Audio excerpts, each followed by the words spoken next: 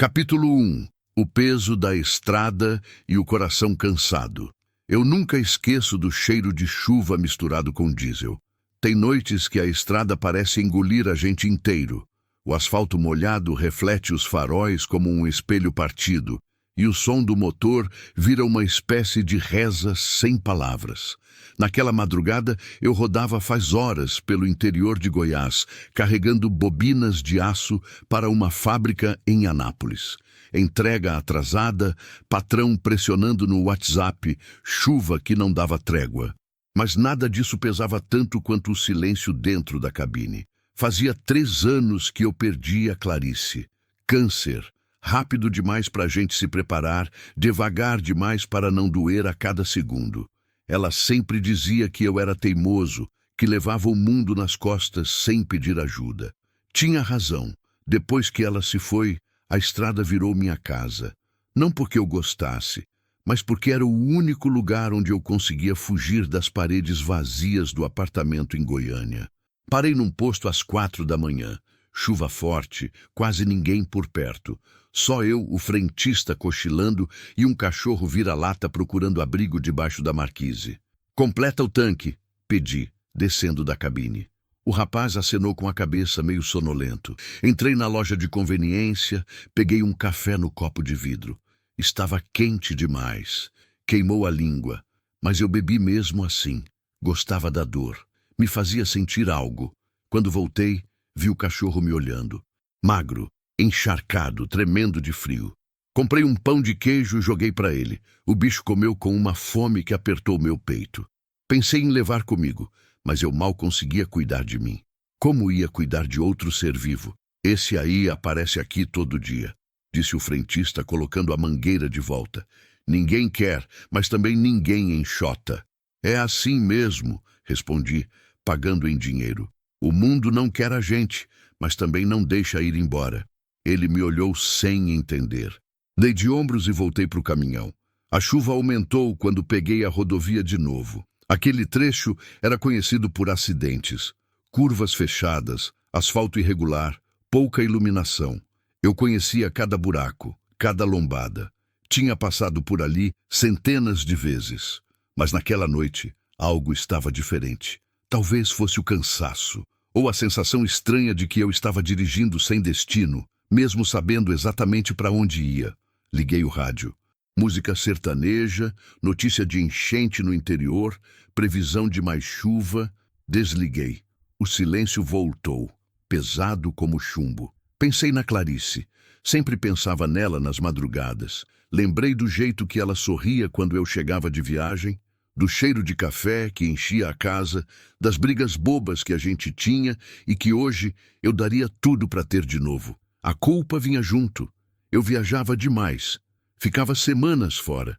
Quando descobrimos a doença, já era tarde. Ela dizia que não era minha culpa, que eu precisava trabalhar, que a vida era assim. Mas eu sabia. Eu devia ter ficado mais.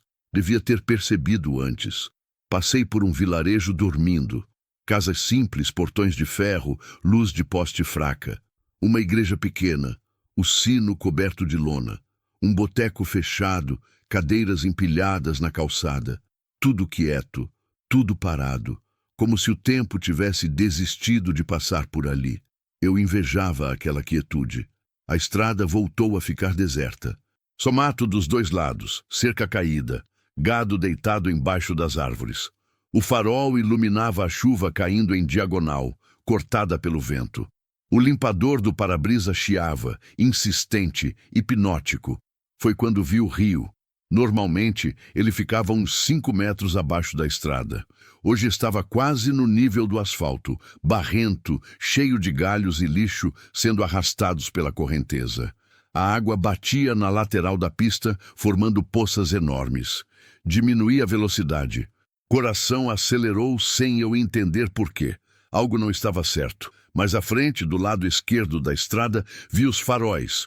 Um carro parado, porta do motorista aberta, luz interna acesa, chuva entrando. Ninguém dentro. Parei o caminhão uns 20 metros antes, acendi o pisca-alerta. Peguei a lanterna, desci devagar. A chuva me ensopou em segundos. O frio cortava, mas não era isso que me fazia tremer. Caminhei até o carro. Um Corsa velho, placa de Tocantins, amassado na lateral. Olhei para dentro. Bolsa no banco, celular caído no chão, chave ainda na ignição. "Tem alguém aí?" gritei, mas minha voz se perdeu no barulho da chuva. Foi quando ouvi um grito fraco, quase um sussurro, vindo do rio. Virei a lanterna para a água e senti o mundo parar. Uma mulher estava sendo arrastada pela correnteza, agarrada num galho, lutando para manter a cabeça fora d'água. E tudo o que eu consegui pensar, naquele segundo infinito, foi na última vez que não consegui salvar ninguém.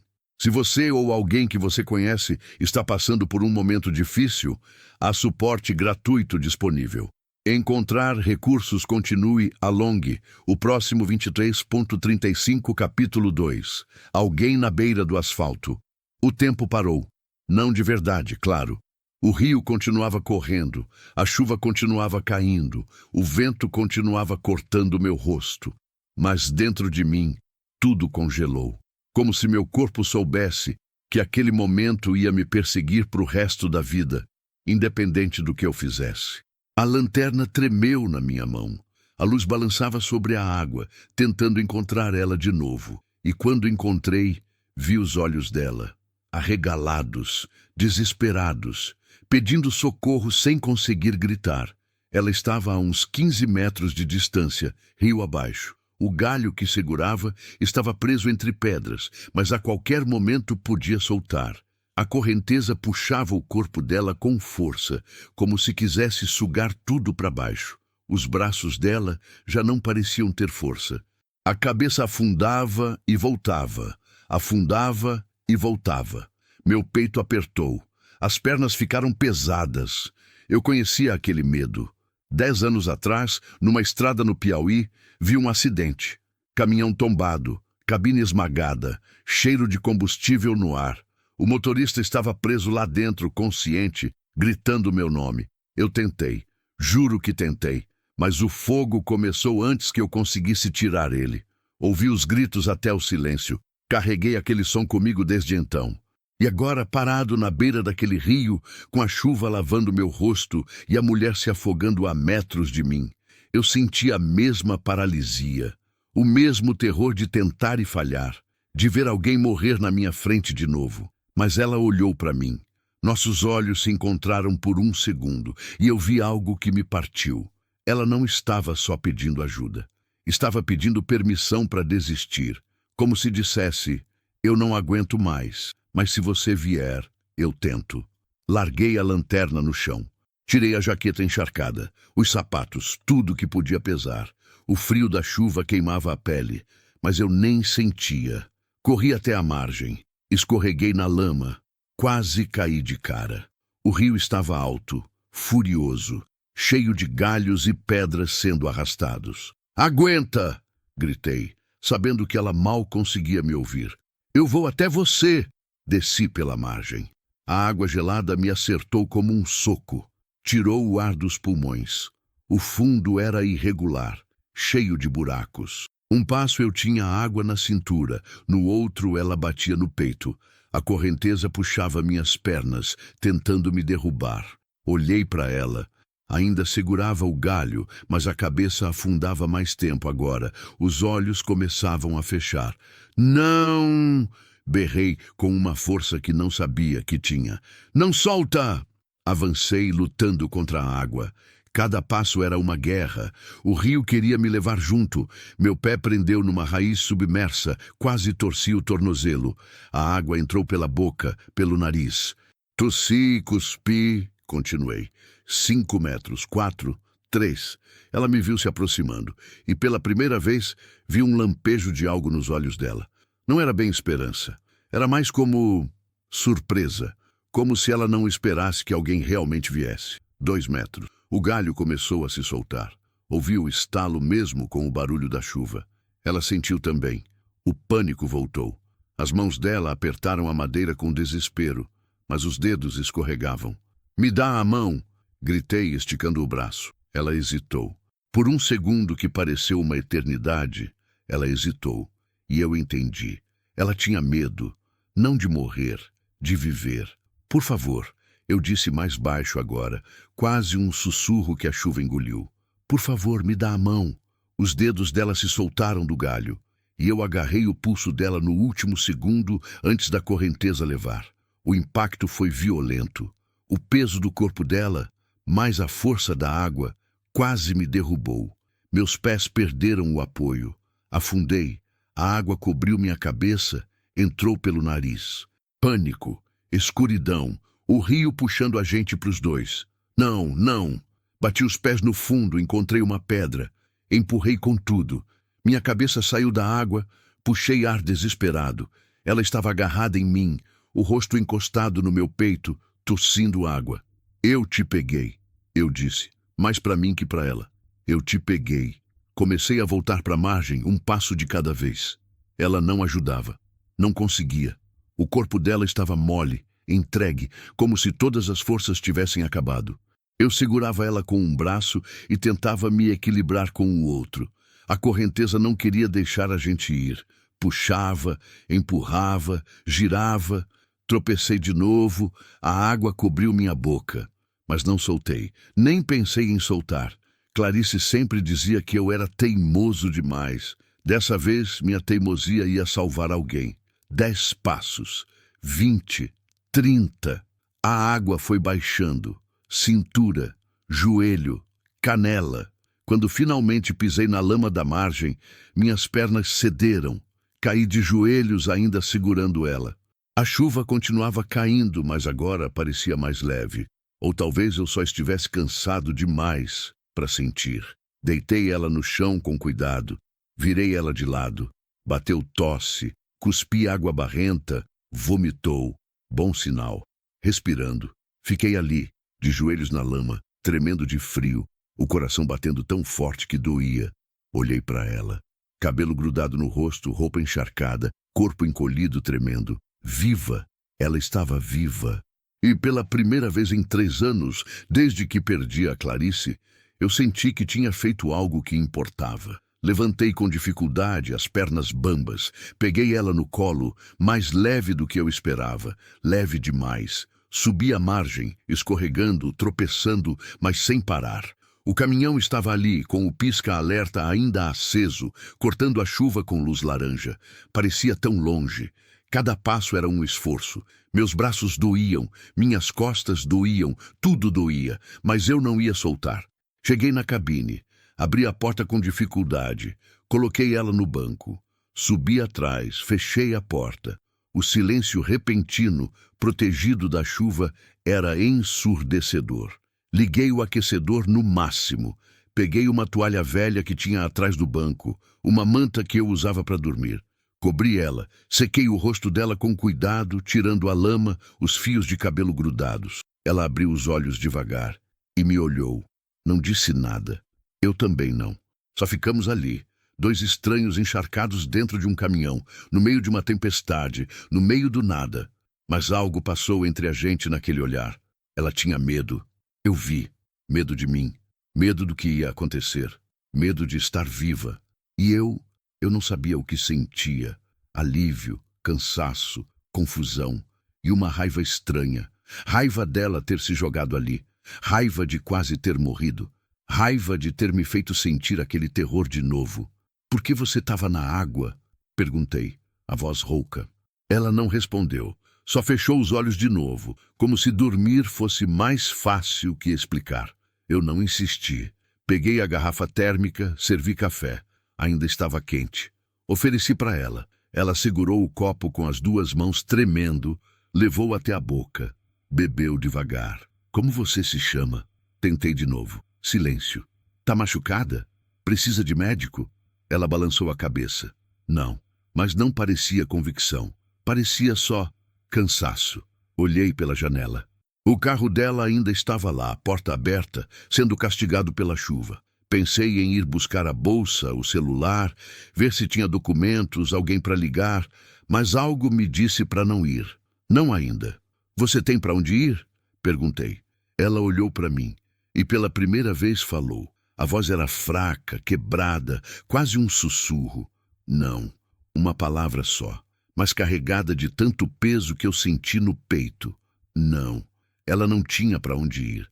E eu, que passei os últimos 3 anos fugindo de casa, entendi perfeitamente o que aquilo significava. Encostei no banco, soltei o ar devagar. Lá fora, a chuva continuava. O rio continuava correndo. A noite continuava escura. Mas ali dentro, pela primeira vez, eu não me sentia tão sozinho. Tudo bem, eu disse, sem saber direito o que estava prometendo. Tudo bem. Ela fechou os olhos de novo, a respiração ficando mais calma. E eu fiquei ali, sentado no escuro, ouvindo a chuva bater no teto do caminhão, sentindo o cansaço tomar conta do corpo. Não sabia quem ela era. Não sabia o que tinha acontecido, não sabia o que ia fazer, mas naquela madrugada, no meio da tempestade, eu tinha salvado alguém. E talvez, sem saber, ela também tivesse salvado eu. Continue a longe, o próximo 23:38, capítulo 3. Desconfiança, silêncio e olhares. A chuva diminuiu quando o céu começou a clarear. Não parou. Só virou aquela garoa fina e irritante que parece nunca acabar. O tipo de chuva que entra pelos ossos e faz a gente sentir frio por dentro. Eu fiquei acordado a noite inteira, sentado no banco do motorista, olhando o para-brisa embaçado e ouvindo a respiração dela do outro lado da cabine. Ela dormiu, ou fingiu que dormiu. Difícil saber. Eu tentei dormir também, mas sempre que fechava os olhos via a água, a correnteza, os olhos dela pedindo socorro. Meu corpo doía inteiro. As costas, os braços, as pernas. Tinha um corte no pé que eu nem sabia quando tinha feito, mas a dor física era nada perto do peso no peito. Que diabos eu tinha acabado de fazer? Não me arrependia de ter salvado ela. Nunca ia me arrepender disso. Mas agora? O que vinha agora? Eu tinha uma entrega atrasada, um patrão enchendo o saco, uma mulher desconhecida e encharcada dormindo no meu caminhão.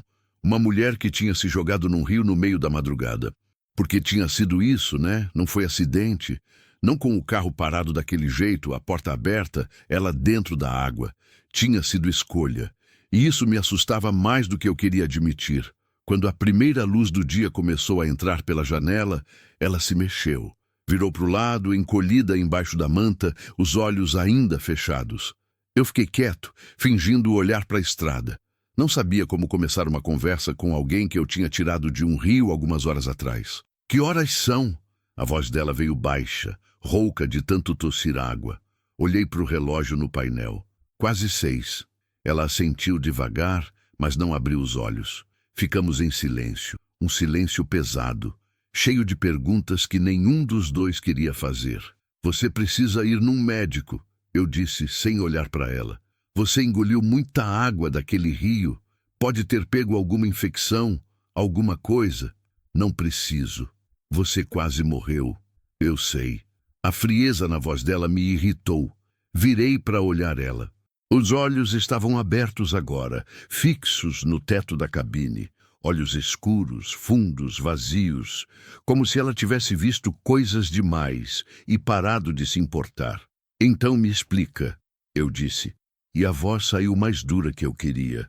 Me explica por que eu quase morri também para te tirar daquela água se você nem liga de ter quase morrido. Ela me olhou, e pela primeira vez vi raiva naqueles olhos. Ninguém mandou você parar, ela disse. Ninguém pediu para você pular naquele rio. Você que quis bancar o herói. As palavras acertaram como tapa. Fiquei sem resposta por uns segundos. Minha primeira reação foi gritar, mandar ela descer do caminhão, dizer que se ela queria morrer tanto assim, que voltasse para o rio. Mas eu não fiz isso, porque embaixo da raiva dela eu vi medo. Embaixo das palavras duras eu vi alguém assustada demais para agradecer. Alguém que não sabia lidar com o fato de ainda estar viva. Respirei fundo. Contei até 10, igual a Clarice me ensinou. Você tem razão, eu disse mais calmo. Ninguém mandou, eu que escolhi. Mas agora você está aqui, viva, e eu preciso saber se você está bem. Não porque eu sou herói, porque eu sou humano. Ela desviou o olhar. A raiva saiu do rosto dela, deixando só cansaço. Desculpa, ela sussurrou. Eu não. Desculpa. Esquece. Mais silêncio. Do lado de fora, a garoa continuava. Um carro passou, buzinou para o caminhão parado, seguiu viagem. A vida continuava normal para as outras pessoas. Só para a gente ali dentro que o tempo parecia ter parado. Como você se chama? Tentei de novo. Ela hesitou. Por um momento pensei que não ia responder. Mas então ela falou, tão baixo que quase não ouvi. Marina. Marina, repeti, testando o nome. Eu sou Edson. Ela assentiu, mas não disse mais nada. Peguei a garrafa térmica. Servi mais café. Ofereci para ela. Dessa vez, ela aceitou sem reclamar. Segurou o copo com as duas mãos, como se quisesse roubar todo o calor possível. Daí você mora por aqui? Perguntei. Não. Tava indo para onde? Não sei. O carro é seu? Era do meu ex. Ela falou ex, com tanto veneno que deu para sentir o peso de uma história inteira. Não insisti. Sabia que algumas feridas a gente só mostra quando confia, e ela não confiava em mim. Ainda não. Você tá com fome? Mudei de assunto. Tem uns pães aqui e umas bolachas. Nada muito bom, mas serve. Não tenho fome. Mas o estômago dela roncou. Alto. Ela fingiu que não escutou. Eu fingi que acreditei. Peguei o saco de pão, tirei 2 pães de queijo que eu tinha comprado no posto. Ainda estavam meio quentes. Ofereci um para ela. Ela olhou, hesitou, pegou. Comeu devagar, pequenas mordidas, como se tivesse vergonha de estar com fome, ou vergonha de aceitar ajuda. Comi o meu em silêncio, olhando a estrada pela janela. O carro dela ainda estava lá, abandonado. Ia ter que fazer alguma coisa com aquilo.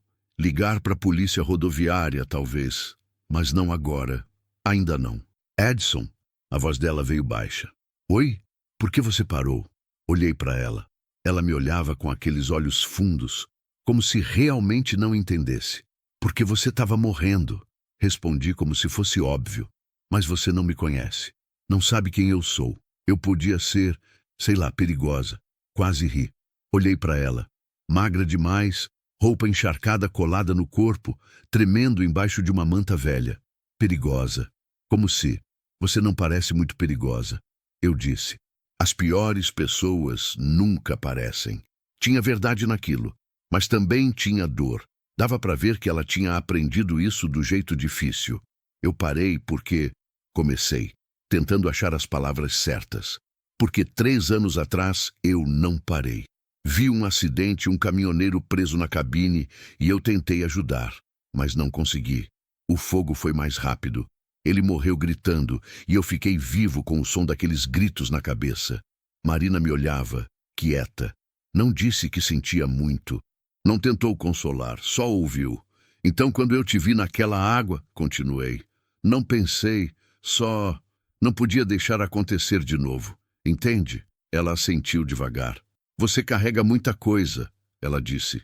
Você também. Nossos olhos se encontraram. E naquele momento, sem precisar de mais palavras, a gente se entendeu. 2 estranhos quebrados tentando sobreviver do jeito que dava. Ela terminou o pão, limpou as mãos na manta, olhou pela janela, viu a claridade cinzenta do dia nascendo. Você vai me levar para a polícia? Perguntou sem emoção na voz. Você fez alguma coisa errada? Não. Mas vão fazer perguntas. Vão querer saber por que o carro está ali, por que eu estava na água. Vão ligar para pessoas que eu não quero que saibam onde eu tô. Seu ex? Ela fechou os olhos, assentiu. Ele te machucou? Não do jeito que você está pensando, ela disse. Ele nunca levantou a mão para mim, mas tinha outros jeitos de machucar, jeitos que não deixam marca no corpo. Conheci gente assim, homem que destruía a mulher por dentro, devagarzinho, até ela não reconhecer mais quem era. Tinha visto isso acontecer com a prima da Clarice. Casamento que de fora parecia perfeito, mas por dentro era prisão. Você fugiu. Não era pergunta, era constatação. Fugi, ela confirmou. Peguei o carro dele, peguei minhas roupas, saí no meio da noite, dirigi sem parar, sem saber para onde. Só queria sumir. E quando vi aquele rio, pensei que que era um jeito de sumir de verdade. A voz dela falhou no final. Ela levou a mão no rosto, limpou os olhos rápido. Não chorou. Parecia que tinha passado do ponto de chorar. Mas você não sumiu, eu disse baixo. Não, ela concordou, olhando para as próprias mãos. Você não deixou. Não sabia se aquilo era agradecimento ou acusação. Talvez os dois. Olhei para o relógio de novo. 6h20. Meu celular tinha 23 mensagens do patrão. Eu devia estar em Anápolis fazia 4 horas. A multa por atraso ia sair do meu pagamento. Talvez eu até perdesse o contrato, mas quando olhei para Marina, encolhida naquele banco, com o peso do mundo nos ombros, nada daquilo pareceu importante. Eu não vou te levar para a polícia, eu disse. Ela levantou os olhos, surpresa. Mas vou fazer o seguinte, continuei. Tem uma cidade daqui a uns 50 quilômetros, Morrinhos, pequena, mas tem hospital, tem hotel, tem rodoviária. Eu te levo até lá. Você vai no médico, toma banho, come alguma coisa de verdade. Depois você decide o que quer fazer. Se quer ficar, se quer seguir viagem, se quer voltar. Mas você decide. Não eu, não a polícia, não seu ex. Você. Marina ficou me olhando, como se estivesse procurando a pegadinha, o motivo oculto, a hora que eu ia pedir algo em troca. Por quê? Ela perguntou. Por que você está fazendo isso? Pensei na resposta. Podia ter falado sobre o caminhoneiro que não consegui salvar, sobre a Clarice que eu não cuidei direito, sobre a culpa, a solidão, a necessidade de fazer alguma coisa certa na vida. Mas falei a verdade mais simples. Porque eu sei o que é não ter para onde ir, eu disse. E porque ninguém merece decidir se vive ou morre num rio sujo no meio do nada. Ela continuou me olhando. E então, pela primeira vez, vi algo diferente naqueles olhos. Não era gratidão, não era confiança, mas era possibilidade. Como se pela primeira vez em muito tempo ela considerasse a ideia de que talvez as coisas pudessem ser diferentes. Tá bom, ela disse baixinho. Morrinhos. Assenti. Liguei o caminhão. O motor roncou, firme e conhecido. Coloquei na primeira. Soltei a embreagem devagar. Antes de sair, olhei para o retrovisor. O carro dela ficou para trás, abandonado na beira da estrada, porta ainda aberta, como um pedaço de vida que ela tinha deixado. E quando engrenei e segui pela rodovia, com a garoa molhando o para-brisa e Marina em silêncio no banco ao lado, eu não sabia o que ia acontecer, só sabia que algo tinha mudado. Naquela madrugada, no meio da tempestade, 2 estranhos tinham se encontrado. E talvez, só talvez, aquele encontro significasse algo. Ou talvez fosse só mais uma parada numa estrada que nunca acabava. O tempo ia dizer. Continue alongue o próximo 23:40. Capítulo 4. Aflição crescente. A noite, a chuva e o medo. A estrada para Morrinhos deveria levar 40 minutos. A gente levou quase 2 horas. Não foi culpa do trânsito. Não tinha trânsito. A rodovia estava vazia, fantasma. Só eu e alguns caminhões esparsos cortando a garoa. O problema era que a cada quilômetro rodado, alguma coisa dava errado. Primeiro foram as poças. Enormes, ocupando faixas inteiras, resultado da chuva da madrugada. Tive que diminuir tanto a velocidade que às vezes parecia que a gente estava andando de ré. O caminhão balançava, a água espirrava nas laterais e Marina segurava no painel com força, os dedos brancos. Depois foi a neblina. Desceu do nada, densa, grudenta, engolindo a estrada. Os faróis acesos não adiantavam nada. Só iluminavam um muro branco na nossa frente. Tive que seguir pela linha amarela do meio, rezando para não vir ninguém na contramão. Isso é normal? Marina perguntou, a voz tensa. Nessa época do ano, sim, menti. Não era normal. Nunca tinha visto uma neblina tão fechada naquele trecho, mas não ia deixar ela mais assustada do que já estava. Ela não respondeu. Só ficou olhando pela janela, o rosto tenso, as mãos entrelaçadas no colo. De vez em quando, ela olhava para o retrovisor lateral, como se esperasse ver alguém vindo atrás da gente. Ninguém está te seguindo, eu disse. Você não sabe disso. Marina, a estrada está vazia. Se tivesse alguém atrás, a gente ia ver os faróis. Ela mordeu o lábio, não convencida. A paranoia dela era palpável. Dava para sentir o medo saindo pelos poros. Ele tem amigos, ela disse baixinho, mais para ela mesma que para mim. Ele conhece gente, polícia, rodoviária, gente que deve favor para ele. Se ele quiser me achar, então a gente não deixa ele achar. Ela me olhou surpresa. Como? Você tem celular? Tá no carro. Deixei lá de propósito. Esperta. Celular é rastreável. Todo mundo sabe disso. Documento? Também no carro. Só peguei a roupa do corpo. Dinheiro? Ela hesitou. Uns R$ 300, guardado na meia. Quase sorri. Dinheiro na meia. Coisa de quem já fugiu antes, ou de quem sempre soube que um dia ia precisar. Então você é um fantasma, eu disse.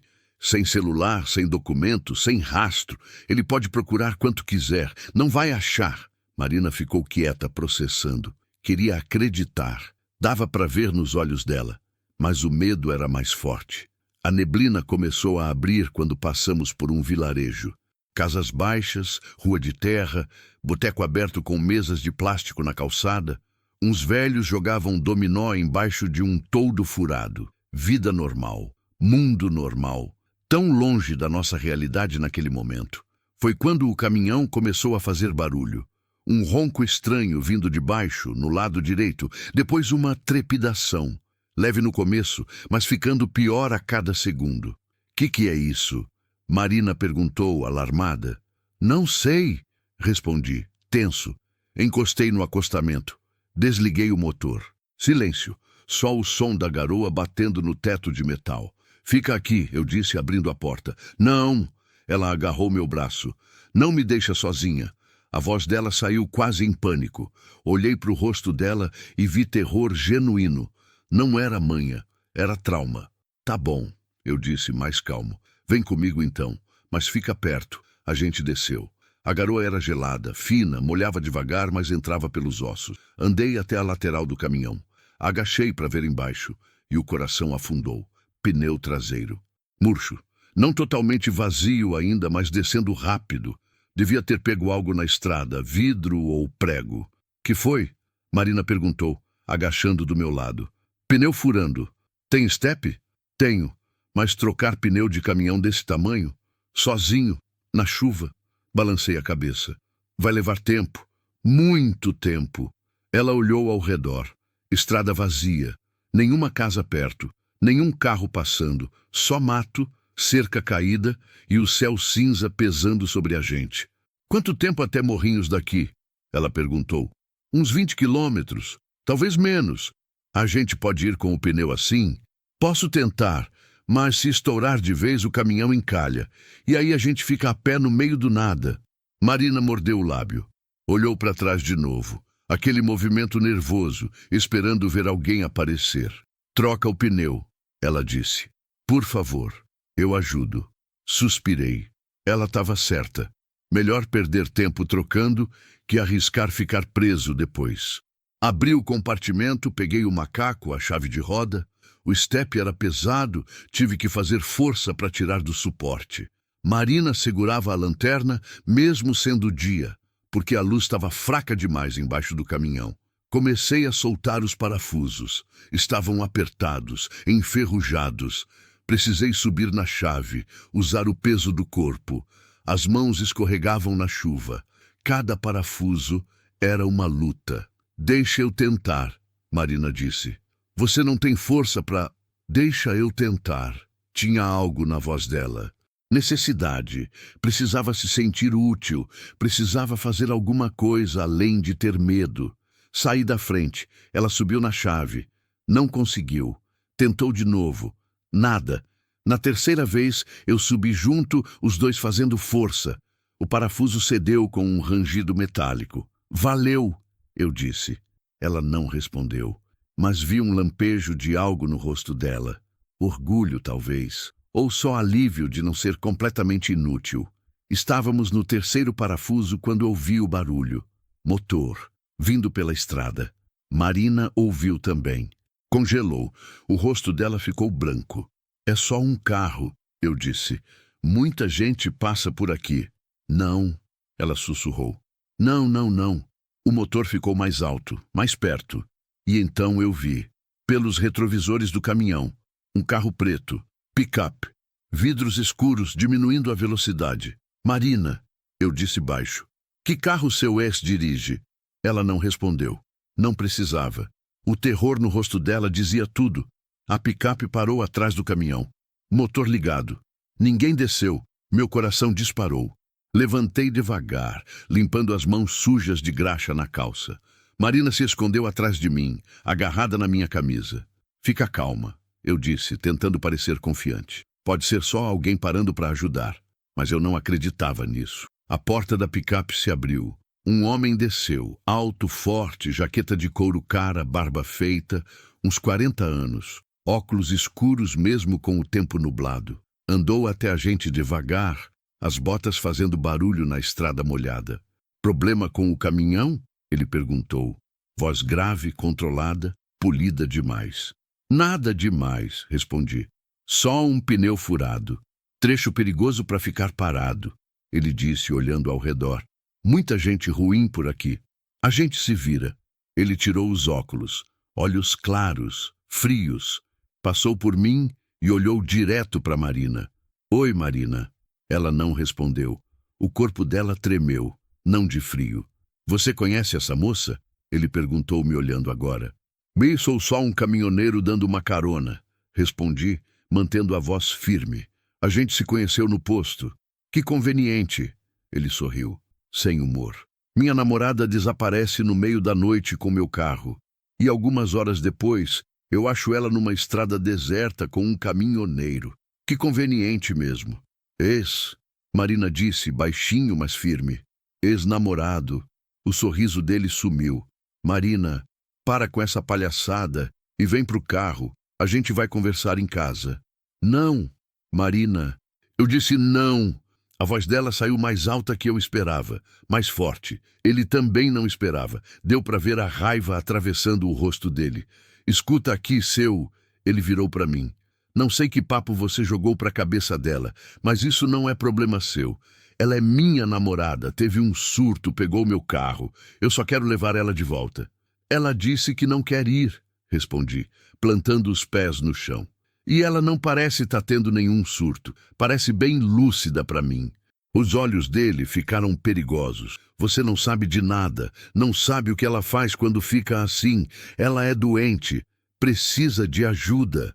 Eu não sou doente, Marina gritou. Você que me deixou louca. Você que...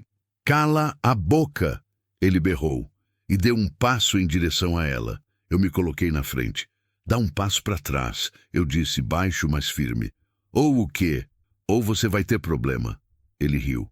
Um riso sem graça. Você? Vai me dar problema? Você sabe quem eu sou? Não sei e não me importa. Devia se importar. Eu sou delegado. Delegado Renato Machado, da comarca de Palmas. Uma ligação minha e você vai preso por sequestro. O chão sumiu debaixo dos meus pés. Delegado. Ele era delegado. Marina tinha razão. Ele conhecia gente, tinha poder, podia fazer minha vida virar inferno, mas quando olhei para ela, escondida atrás de mim, tremendo de medo, nada daquilo importou. Então liga, eu disse. Chama seus amigos, mas ela não vai com você, não enquanto eu estiver de pé. O rosto dele ficou vermelho. A mão foi pro cinto, e por um segundo pensei que ele ia sacar uma arma. Mas então, outro barulho de motor. Outro carro chegando. Os dois a gente olhou. Era uma viatura. Polícia Rodoviária Federal. A viatura parou do lado da picape. 2 policiais desceram. Um mais velho, bigode grisalho, barriga de chope. Outro novo, magrelo, uniforme passado. Tudo bem aqui? O mais velho perguntou, olhando a cena. Eu com a chave de roda na mão, Marina escondida, o delegado com cara de quem ia explodir. Tudo ótimo. Renato respondeu, forçando um sorriso. Só ajudando uns conhecidos com um pneu furado. O policial olhou para mim, depois para Marina.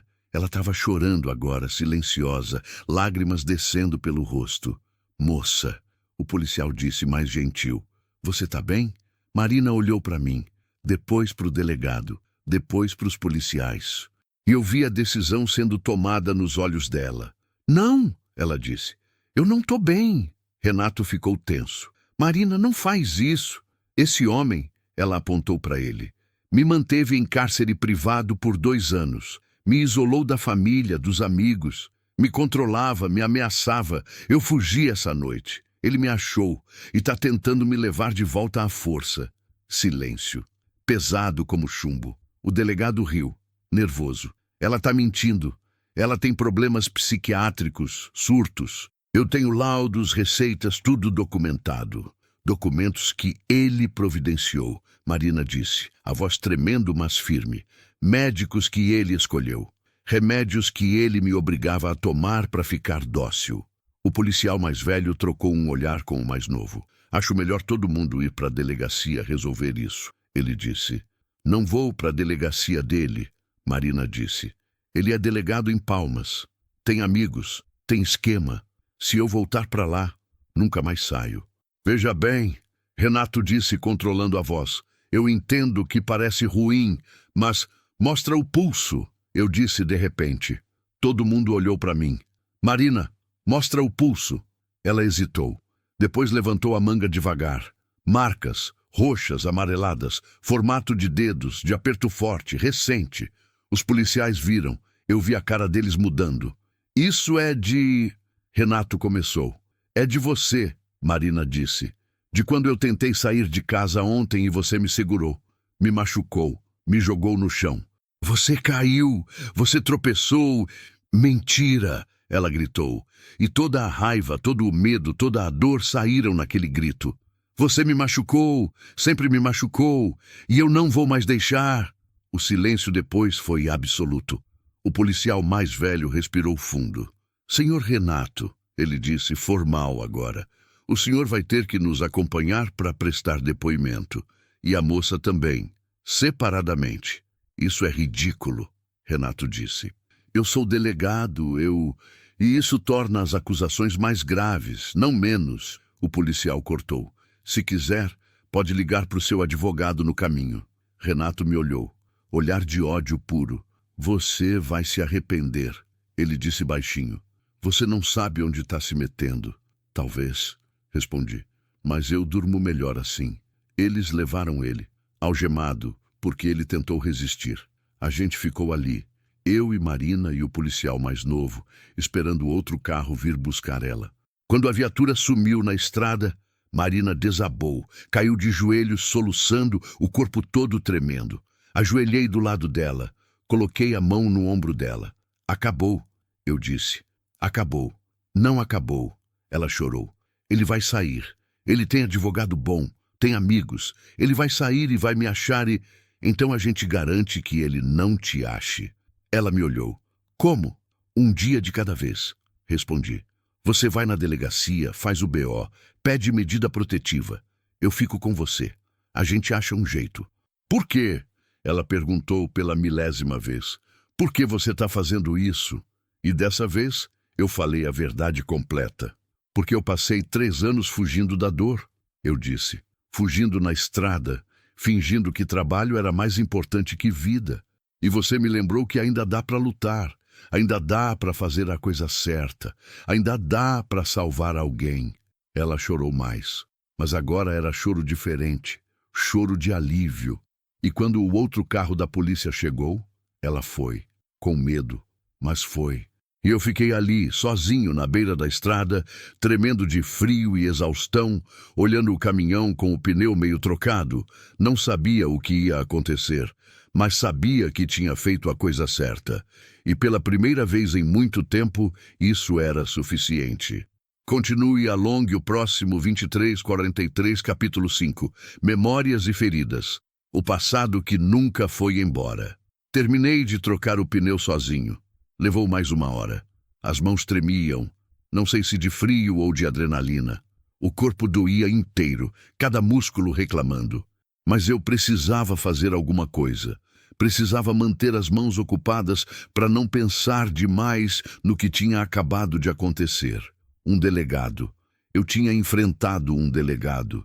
E provavelmente tinha acabado de arruinar minha vida. Quando terminei, Sentei no para-choque traseiro do caminhão, molhado, sujo de graxa, exausto. A garoa tinha parado finalmente, mas o céu continuava pesado, cinza, ameaçando mais chuva. Peguei o maço de cigarro amassado no bolso. Última unidade. Acendi com mãos trêmulas, puxei fundo. Tinha parado de fumar quando a Clarice adoeceu. Ela odiava cigarro. Dizia que ia me matar antes do tempo. Depois que ela morreu, voltei. Não todo dia. Só quando as coisas ficavam pesadas demais. Como agora. O celular tocou. Patrão. 27ª chamada. Atendi dessa vez. Edson, onde diabos você tá? Ele gritou antes mesmo de eu falar oi. A carga devia ter sido entregue ontem à noite. Você sabe o prejuízo que isso está causando? Tive um problema na estrada. Respondi, cansado demais para inventar desculpa elaborada. Que tipo de problema? Pneu furado. Pneu furado? Você me deixa na mão por causa de um pneu furado? Não foi só isso. Teve outras coisas. Que outras coisas? Como é que eu ia explicar? Como é que eu dizia para o patrão que tinha pulado num rio para salvar uma mulher, que tinha passado a noite tentando ajudar ela, que tinha enfrentado um delegado corrupto e provavelmente ia acabar preso? Problemas pessoais, foi tudo que consegui dizer. Problemas pessoais, ele repetiu com desprezo. Edson, você trabalha para mim há quanto tempo? 5 anos? 6? Você sempre foi pontual, sempre foi confiável. E agora você me aparece com problemas pessoais? Desculpa, eu vou entregar a carga hoje ainda. Tarde demais. O cliente cancelou. Vai buscar outra empresa. E sabe quem vai pagar o prejuízo? Você. Vou descontar do seu pagamento. Cada centavo. Fechei os olhos. Lá se ia o salário do mês. Talvez dos próximos 2 meses. Tudo bem, eu disse. Tudo bem? Ele parecia chocado que eu não tinha discutido. Só isso? Tudo bem? É, tudo bem. Silêncio do outro lado. Depois, você tá bem, Edson? Você não tá parecendo você. Ri sem humor. Eu não sei mais quem é eu, patrão. Tá bêbado? Não, só cansado. Mais silêncio. Olha, ele disse mais calmo agora. Você quer uns dias de folga? Você nunca tira folga. Trabalha fim de semana, feriado, Natal. Quando foi a última vez que você descansou? Não lembrava. Desde a Clarice, trabalho tinha sido minha forma de não pensar, de não sentir. Acho que eu preciso mesmo, admiti. Então tira. 1 semana. 2 se precisar. Mas quando voltar, volta direito. Volta sendo o Edson que eu conheço. Combinado? Combinado. Desliguei. Olhei para o celular. Nenhuma mensagem da Marina. Nenhuma ligação da polícia. Nada. Joguei o cigarro no chão. Pisei em cima, levantei com esforço as pernas duras, entrei na cabine do caminhão, sentei no banco. Silêncio. Tão quieto que eu conseguia ouvir meu próprio coração batendo. E foi nesse silêncio que as memórias vieram. Eu tinha 23 anos quando conheci a Clarice. Ela trabalhava num restaurante na rodoviária de Goiânia. Eu parava lá sempre que voltava de viagem. Comida boa, barata, fartura.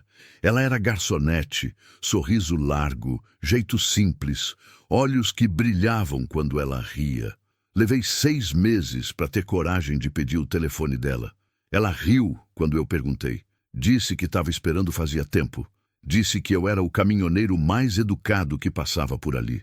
Que sempre deixava gorjeta boa, nunca fazia gracinha, sempre agradecia com respeito. Minha mãe me ensinou bem. Eu tinha dito, sem graça. Sua mãe deve ser uma mulher especial. Era.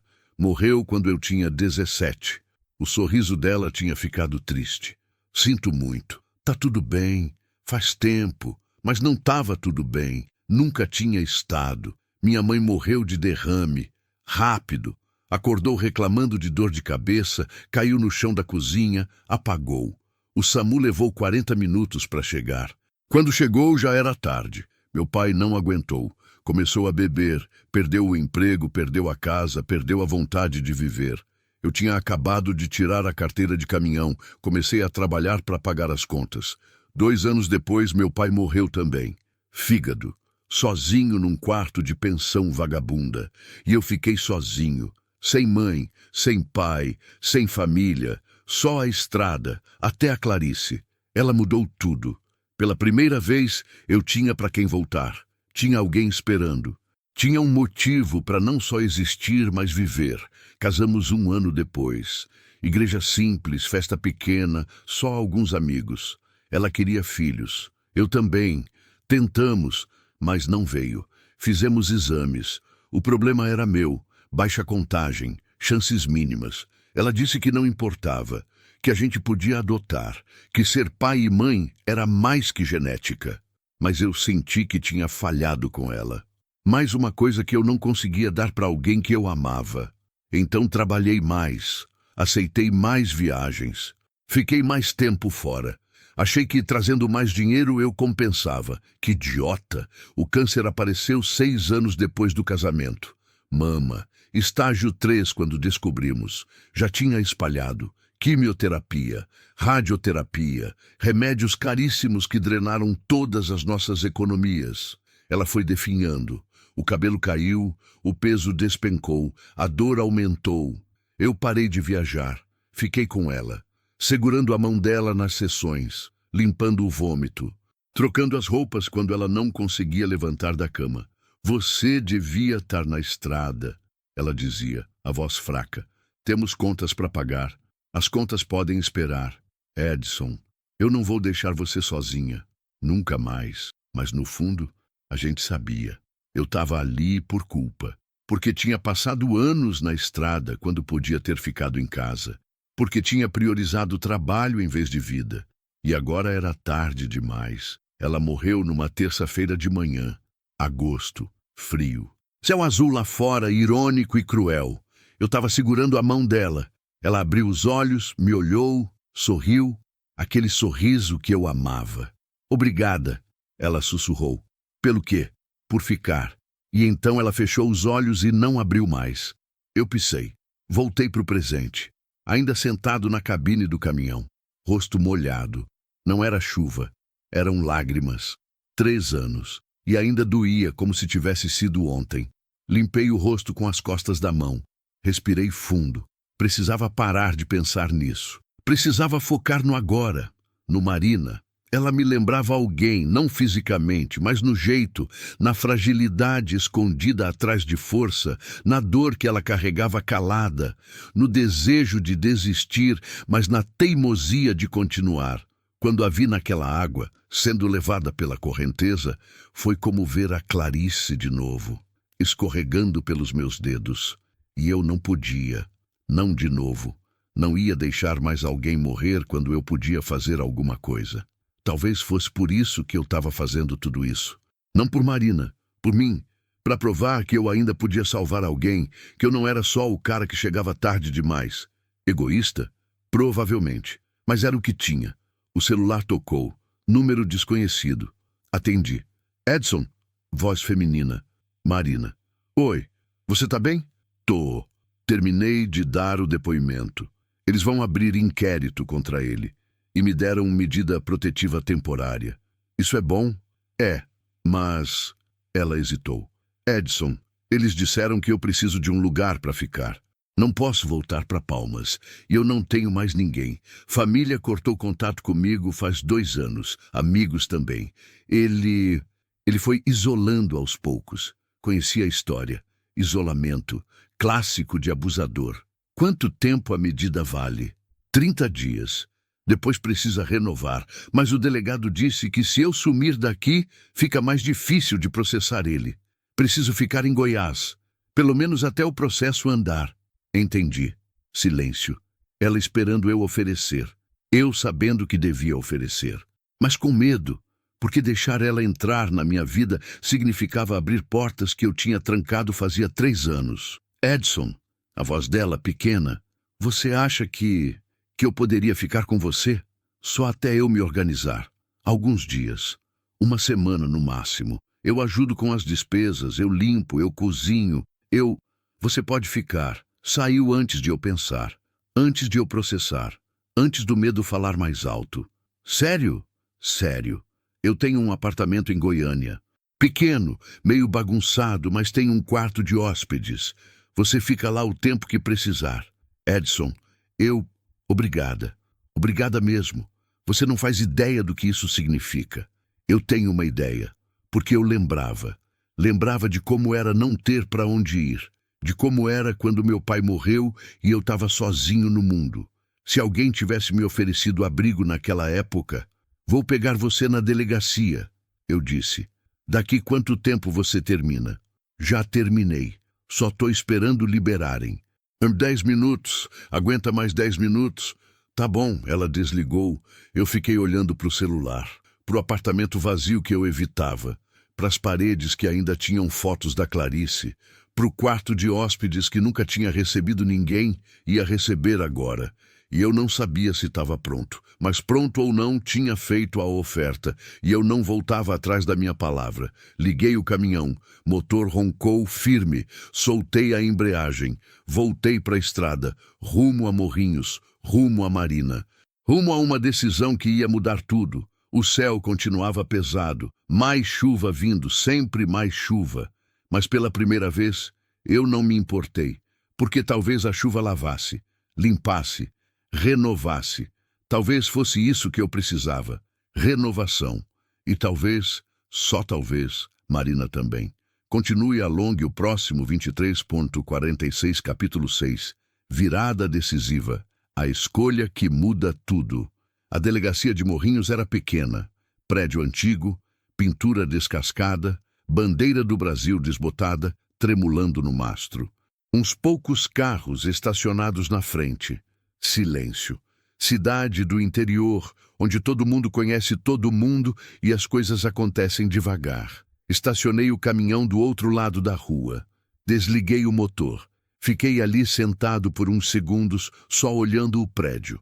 Mãos no volante. Respiração controlada. Não era tarde demais para voltar atrás. Podia ligar o motor, seguir viagem, entregar a carga, ou o que sobrou dela.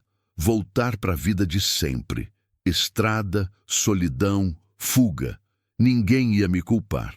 Eu tinha feito minha parte. Tinha salvado ela do rio. Tinha enfrentado o ex. Tinha ajudado ela a fazer o boletim de ocorrência. Qualquer pessoa decente teria feito o mesmo. Mas deixar ela entrar na minha casa, isso era diferente. Isso era abrir a porta para alguém novo. Deixar outra pessoa ocupar espaço na minha vida. Arriscar me apegar. Arriscar perder de novo. E eu não tinha certeza se conseguia sobreviver a mais uma perda.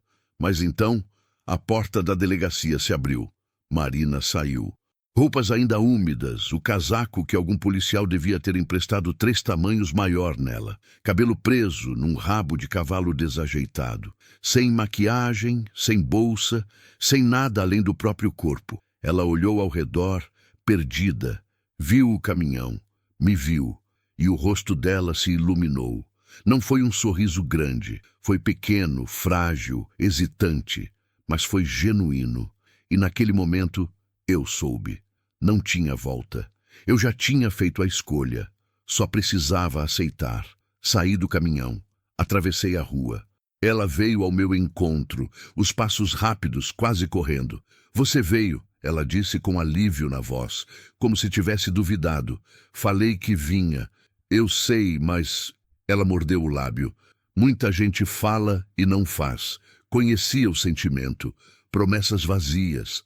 Palavras sem peso. O mundo estava cheio disso. Comigo é diferente, eu disse.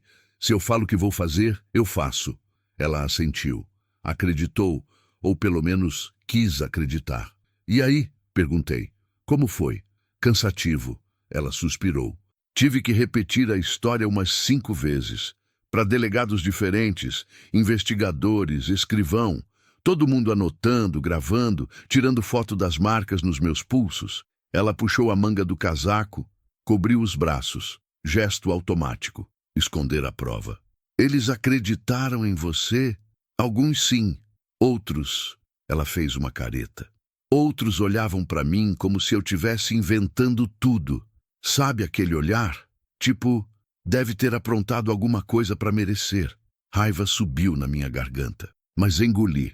E o Renato? Tá preso. Temporariamente, enquanto investigam. Mas o advogado dele já chegou. Carro importado, terno caro, maleta de couro. Ficou lá fazendo ameaça velada, falando em processo por difamação. Ele vai sair? Provavelmente, ela disse, cansada. Gente como ele sempre sai. Tem dinheiro, tem conexão, tem poder. Mas pelo menos agora está registrado. Tem boletim de ocorrência, medida protetiva. Se ele chegar perto de mim, tecnicamente pode ser preso de novo. Tecnicamente. A palavra pendia no ar, frágil como vidro. Vem, eu disse. Vamos sair daqui. A gente atravessou a rua. Eu abri a porta da cabine para ela. Ela subiu, se acomodou no banco. Fechei a porta, dei a volta, entrei pelo outro lado, liguei o motor. Silêncio pesado entre a gente. Edson, ela disse baixinho. Oi? Obrigada. De novo. Por tudo. Para de agradecer. Você já falou isso umas 10 vezes. É que eu não sei o que mais dizer. Não sei como retribuir. Não precisa retribuir. Não é assim que funciona. Como funciona, então? Pensei na resposta certa. Não achei. Não sei, admiti. Acho que a gente só ajuda. Porque pode. Porque deve. Porque seria isso que a gente gostaria que fizessem pela gente. Ela ficou quieta, olhando pela janela. A cidade passando devagar. Ruas vazias, comércio fechando, pessoas voltando para casa. Vida normal. Rotina normal. Tão longe da nossa realidade. Para onde a gente vai agora? Ela perguntou. Goiânia, meu apartamento. Quanto tempo de viagem? 2 horas. Talvez menos, se a estrada estiver boa. E a sua carga? Deixa para lá. Patrão me deu uns dias de folga. Por minha causa? Não, por minha causa. Ela me olhou confusa. Fazia tempo que eu precisava parar, expliquei. Só não sabia, ou não queria admitir. Saímos da cidade. A estrada se abriu na nossa frente. Asfalto liso, bem conservado. Céu ainda nublado, mas sem chuva. Um alívio. Marina ficou quieta os primeiros 20 minutos, só olhando a paisagem. Campos de soja, gado pastando, casas espaçadas, o Brasil profundo, o interior que não muda, que resiste ao tempo. Posso te fazer uma pergunta? Ela disse de repente. Pode. Por que você é solteiro? A pergunta me pegou desprevenido. Quase desviei o volante. Desculpa, ela disse rápido. Foi invasivo. Eu não devia... Não, tudo bem, eu a cortei. É uma pergunta justa. Eu sou solteiro porque minha esposa morreu. Faz 3 anos. O silêncio que se seguiu foi diferente. Mais pesado, cheio de compreensão. Sinto muito, ela disse baixinho. Eu também. Como foi que... Quer dizer, se você não quiser falar, eu entendo. Câncer. Eu disse simples, rápido. 6 meses do diagnóstico até o fim. Você amava muito ela, mais que tudo. E agora? Você já conheceu alguém? Não, não tentei, não queria. Por quê? Boa pergunta. Por que não? 3 anos era tempo suficiente para seguir em frente, segundo todo mundo. Segundo os amigos que ainda ligavam. Segundo a terapeuta que tentei ver 2 sessões antes de desistir. Medo, respondi honesto. Medo de gostar de alguém de novo e perder. Medo de trair a memória dela. Medo de não ser suficiente. Suficiente como? Para outra pessoa. Eu já falhei uma vez. Passei anos na estrada quando devia ter ficado em casa. Quando ela adoeceu, eu tentei compensar. Mas era tarde. Sempre tarde demais. Você acha que foi sua culpa? Marina perguntou, girando no banco para me olhar de frente. Acho que parte foi sim. Ela te culpava? Não, nunca. Ela sempre dizia que eu era bom demais para ela. Que eu trabalhava tanto por causa dela, para dar uma vida boa. Mas eu sei a verdade. Eu fugia. Fugia de casa, dos problemas, da intimidade. Eu amo dirigir. Amo a estrada. Mas usei isso como desculpa. Marina ficou me olhando. Aqueles olhos fundos que viam demais. Você carrega muita culpa, ela disse. E você não? Ela riu. Sou um amargo, sem humor. Touché. Qual é a sua culpa, gente? Perguntei. Ela voltou a olhar pela janela. Os dedos brincavam com a barra do casaco emprestado. Ter ficado, ela disse baixinho, com o Renato, 2 anos. Eu sabia que estava errado, desde o começo. Mas ele era charmoso, atencioso, Me fazia sentir especial. Quando começou a mudar, eu achei que era fase. Achei que ia voltar ao normal. E não voltou. Não, ficou pior. Aos poucos, tão devagar, que eu quase não percebi. Primeiro foi o celular. Ele queria a senha. Casais não têm segredos, ele dizia. Depois foi a roupa. Você não precisa chamar a atenção de outros homens. Depois foi os amigos. Eles não são boa influência. Depois foi a família. Eles não te entendem como eu. Conheci o padrão. Isolamento progressivo. Até a vítima não ter mais ninguém além do abusador. E quando eu percebi, Marina continuou, já era tarde. Eu não tinha mais para onde ir. Não tinha mais ninguém para ligar. Ele tinha tomado conta de tudo. Dinheiro, casa, carro, tudo era dele. Eu tinha virado propriedade. Mas você saiu. Saí. Demorei, mas saí. E sabe o que mais dói? Ela me olhou, olhos brilhando. Não é nem o que ele fez. É o que eu deixei ele fazer. É saber que eu sou inteligente, que eu fui criada numa família boa, que eu estudei, trabalhei, e mesmo assim caí. Mesmo assim me deixei ser destruída. Isso não é culpa sua? Eu disse firme, mas parece que é. Eu sei, culpa sempre parece real, mesmo quando não é. Mas escuta, você não pediu para ser abusada, você não mereceu. E sair daquela situação não foi fraqueza, foi a coisa mais corajosa que você podia fazer. Ela ficou quieta. Uma lágrima desceu pelo rosto dela. Ela limpou rápido. Como você sabe disso tudo? Ela perguntou. Sobre abuso, sobre culpa. Minha mãe, eu disse. Meu pai bebia. Não batia nela, mas destruía ela de outros jeitos. Palavras, silêncio, indiferença. Eu era criança, não entendia. Só via minha mãe chorando escondida. Depois que ela morreu, meu pai desmoronou. E eu entendi. Ele amava ela, mas não sabia amar direito. Não sabia amar sem destruir. E você? Marina perguntou. Você sabe? Saber o quê? Amar sem destruir. A pergunta me desarmou. Eu acho que sim. Eu tentei. Com a Clarice, eu tentei. Mas não sei se consegui. Tenho certeza que conseguiu, ela disse com convicção. Qualquer homem que pula num rio para salvar uma estranha, que enfrenta um delegado corrupto, que oferece a própria casa para alguém sem teto, esse homem sabe amar, mesmo que não acredite. As palavras dela acertaram fundo. Tive que engolir o nó na garganta. A gente seguiu em silêncio por mais alguns quilômetros. Um silêncio bom dessa vez. Confortável. Dois estranhos que tinham dividido dores e começavam a virar algo mais. Não amigos ainda, mas não mais estranhos. Foi quando vi as luzes no retrovisor. Carro preto. Vindo rápido, muito rápido. Meu estômago apertou.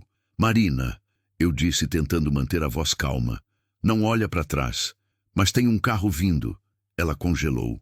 Que tipo de carro? Preto, vidros escuros. Edson, a voz dela tremeu. Pode ser coincidência. Muita gente tem carro preto, mas eu não acreditava nisso. E ela também não. O carro se aproximou. Colou atrás do caminhão. Farol alto aceso, cegando o retrovisor. É ele, Marina sussurrou. Ele saiu e veio atrás da gente. Meu coração disparou. Mãos apertaram o volante. Tem certeza? Tenho. Reconheço o carro. É a picape dele. Merda! Como ele saiu tão rápido? Advogado bom era uma coisa, mas isso era conexões, poder real. A picape buzinou, longo, agressivo. O que eu faço? Perguntei, tentando não entrar em pânico. Não para. Pelo amor de Deus, não para. Não tinha intenção. Acelerei. O caminhão ganhou velocidade, mas era pesado, lento. A picape facilmente acompanhou. Buzinou de novo. Depois acelerou, veio pela lateral esquerda, tentou emparelhar. Vi o rosto dele pela janela. Renato, vermelho de raiva, gritando algo que eu não conseguia ouvir. Marina! A voz dele atravessou mesmo com as janelas fechadas. Sai desse caminhão agora! Ela se encolheu no banco, tremendo. Não olha para ele, eu disse. Só não olha. A picape acelerou mais, passou na nossa frente, freou bruscamente. Eu tive que frear também para não bater. O caminhão derrapou. Os pneus cantaram no asfalto. Meu coração quase saiu pela boca. Consegui parar a tempo, centímetros do para-choque dele. Merda, merda, merda, Marina repetia em pânico. Renato desceu da picape, vinha em direção ao caminhão, e eu vi o que ele tinha na mão, uma arma. O mundo desacelerou, ele vinha armado, um delegado corrupto, provavelmente ainda puto com a humilhação, vindo armado atrás da ex, e a gente estava no meio do nada, estrada vazia, nenhum carro à vista. Ninguém ia ouvir se ele atirasse. Marina, eu disse, a voz estranhamente calma, você confia em mim? O quê? Você confia em mim? Sim! Ela gritou, chorando agora. Então abaixa, fica embaixo do painel. E não levanta por nada. Edson, o que você vai? Agora! Ela se abaixou, encolhida no chão, mãos na cabeça. Renato chegou do lado do motorista. Bateu no vidro com a coronha da arma. Sai desse caminhão, seu filho da puta!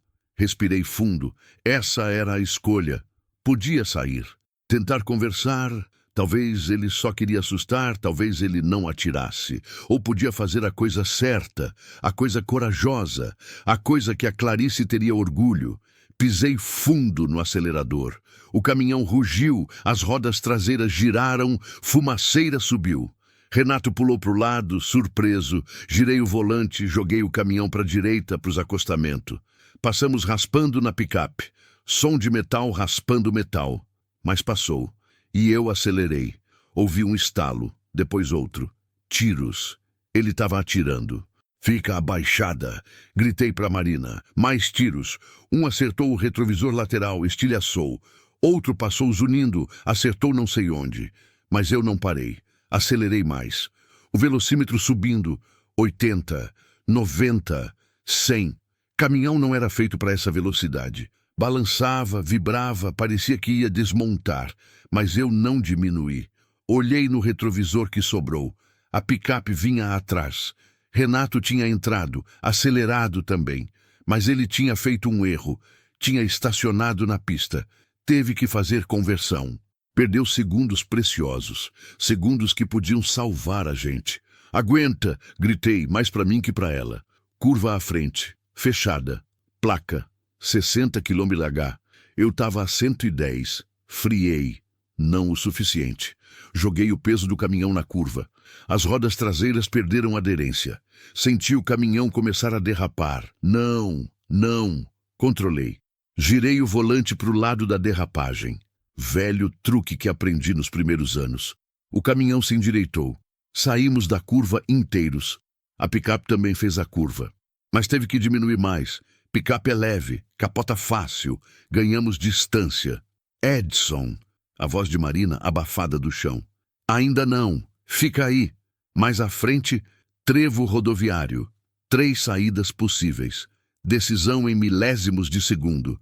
Peguei a saída da direita. Estrada menor, menos movimento. Aceleração máxima. Olhei no retrovisor. A picape hesitou no trevo. Renato não sabia qual caminho a gente tinha pegado. Escolheu errado. Foi pela esquerda. Diminuí a velocidade. 90, 80, 70. Respiração voltando. Coração ainda disparado. Marina, eu disse. Acho que perdemos ele. Ela levantou devagar. Rosto pálido, olhos arregalados, tremendo inteira. Olhou para trás. Estrada vazia. E desabou. Chorou. Soluços altos, corpo sacudindo. Todo o medo, todo o terror saindo de uma vez.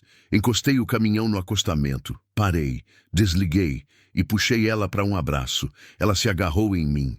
Chorou no meu ombro. E eu segurei ela, firme, deixando ela liberar tudo. Acabou, eu disse. Acabou. Ele atirou em você, ela chorou. Ele tentou matar você por minha causa. Mas não conseguiu. A gente está vivo. A gente está bem. Por pouco. Mas tá. Ela continuou chorando. E eu continuei segurando. E naquele abraço, naquele momento, algo mudou. Não era mais só ajudar uma estranha. Era mais. Era escolher. Escolher proteger. Escolher arriscar. Escolher viver de novo, mesmo com medo. E pela primeira vez em 3 anos, eu não estava fugindo. Estava lutando por alguém, por mim, por uma chance de recomeçar. E talvez, só talvez, isso fosse o que eu precisava o tempo todo. Continue a long o próximo 23.49, capítulo 7. Travessia final entre o medo e o alívio. A gente ficou parado no acostamento por quase meia hora. Eu abraçando Marina, ela chorando no meu ombro, o caminhão com o motor desligado, esfriando, fazendo aqueles barulhos metálicos de quem foi exigido além do limite. Lá fora, a tarde caía devagar, pintando o céu de laranja e roxo, bonito, irônico. Quando Marina finalmente se soltou, os olhos dela estavam inchados, o rosto vermelho. Mas algo tinha mudado. Não era só medo agora, era raiva também. Ele atirou, ela disse a voz rouca, em você. Ele tentou matar você. Tentou assustar, provavelmente, respondi, embora não acreditasse nisso. Os tiros tinham sido bem mirados. Se o caminhão fosse menor, se eu tivesse diminuído a velocidade...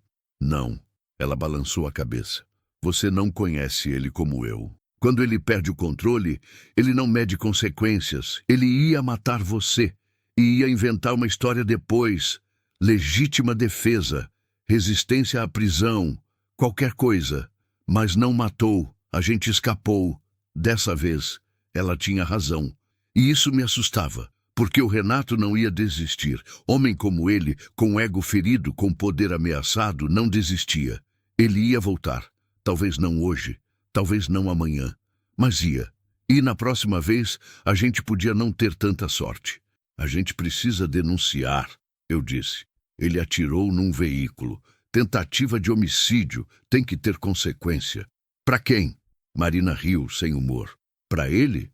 Edson. Ele é delegado. Os amigos dele são juízes, promotores, outros policiais. Você acha que alguém vai fazer alguma coisa? Vão dizer que foi legítima defesa, que você fugiu de uma abordagem, que ele só estava tentando recuperar a namorada que foi sequestrada por um caminhoneiro. Não é verdade? E daí? Verdade importa pra gente como ele? Silêncio. Pesado. Porque ela tinha razão. Peguei o celular. 29% de bateria, 3 barras de sinal. Liguei para 190. Alô, Polícia Militar, voz feminina, profissional. Boa tarde, quero registrar uma ocorrência. Um homem atirou no meu caminhão, rodovia GO 060, altura do quilômetro. Olhei para o marco mais próximo, quilômetro 174. O senhor está ferido? Não, mas ele atirou várias vezes. Acertou o retrovisor, acertou a lataria. O senhor conhece o agressor? Hesitei. Olhei para Marina. Ela balançou a cabeça. Não fala quem é, mas eu não podia mentir. Conheço. É um delegado. Renato Machado, de Palmas. Silêncio do outro lado. Longo. Significativo. Um... delegado? Isso. Ele está perseguindo minha passageira. Ex-namorada dele. Ela já tem medida protetiva. Ele descumpriu. E quando tentei proteger ela, ele atirou. Entendo. A voz ficou mais formal, mais distante. O senhor pode ir até a delegacia mais próxima para registrar o boletim de ocorrência? Posso. Qual é a mais próxima? Tem uma em Inhumas, 20 quilômetros à frente. Certo. A gente vai até lá. Mais alguma informação, senhor? Não. Só mandem uma viatura procurar ele. Picape preta, placa. Olhei para Marina. Ela sussurrou a placa. Repeti para o telefone. Anotado. Vamos encaminhar. Ela desligou. Fiquei segurando o celular, sem acreditar que ia dar em alguma coisa. Eles não vão fazer nada, Marina disse. Você viu como ela ficou quando você falou que era delegado. A voz mudou. Virou parede. Mesmo assim, a gente tem que tentar. Por quê? Para ter nosso nome numa lista? Para ele saber exatamente onde a gente está? Marina, a gente não pode fugir para sempre. Em algum momento tem que enfrentar. Enfrentar? Ela quase gritou. Edson, você não entende. Gente como ele não é enfrentada, é sobrevivida. A única forma de escapar é sumindo, virando ninguém. Mudando de nome, de cidade, de vida. Isso não é vida, é prisão. Melhor prisão viva que liberdade morta. A frase pendurou no ar, dura, verdadeira. Eu queria discutir. Queria dizer que tinha jeito, que a justiça funcionava, que o bem vencia. Mas eu tinha visto o mundo o suficiente para saber que nem sempre era assim. Às vezes, os maus venciam.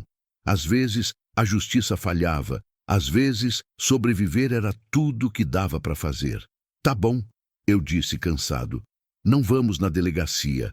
Não agora. Obrigada. Mas a gente precisa sair daqui. Ele pode voltar. Pode ter adivinhado a rota. Para onde a gente vai? Boa pergunta. Goiânia ainda era o destino. Meu apartamento ainda era a opção. Mas agora parecia vulnerável. Renato era delegado. Tinha acesso a sistemas. Podia procurar meu nome e achar meu endereço. Tem algum lugar? Perguntei. Algum amigo, familiar, alguém que o Renato não conhece? Marina pensou. Balançou a cabeça. Ninguém. Ele conhecia todo mundo. E quem ele não conhecia, cortou contato comigo quando eu comecei a ficar difícil. Ela fez aspas no ar. Quando eu comecei a cancelar encontros, a chegar atrasada, a inventar desculpas. Eles acharam que eu tinha mudado, que tinha ficado esquisita. Não entenderam que ele me controlava. Conhecia a história, clássico. O abusador isola. E quando a vítima some, todo mundo acha que foi escolha dela. E você? Ela perguntou. Tem algum lugar que a gente pode ir? Algum amigo? Alguma casa vazia? Pensei. Amigos? Não tinha muitos. A estrada te isola. E depois que a Clarice morreu, eu tinha me afastado de todo mundo. Não queria compaixão. Não queria olhares piedosos. Queria só esquecer. Mas tinha um lugar. Tem uma casa. Eu disse devagar. Interior de Goiás. Perto de Pirenópolis. Era da minha mãe. Ficou para mim quando ela morreu. Nunca vendi. Deixei lá, fechada, pagando as contas. Volta e meia eu vou lá, dou uma olhada, limpo o mato. Tem condições de ficar? Mais ou menos, é casa velha, sem luxo. Mas tem cama, tem água, tem luz. E o mais importante, ninguém sabe que existe. Nem o patrão, nem a receita. Tá no nome da minha mãe ainda. Marina olhou para mim, esperança cautelosa nos olhos. Quanto tempo de viagem? 2 horas. Estrada ruim, mas dá para ir. E você está disposto a me levar até lá? A se esconder comigo? Me esconder comigo? As palavras ecoaram. Porque era isso. Não era só dar abrigo. Era entrar na clandestinidade junto, virar cúmplice, arriscar tudo. Olhei para ela, rosto cansado, marcado, mas ainda forte. Olhos que tinham visto muita coisa ruim, mas ainda buscavam luz. Mãos que tremiam, mas não desistiam. E eu pensei na Clarice, no que ela diria, no que ela faria. Ela diria, ajuda, sempre ajuda, porque é o certo.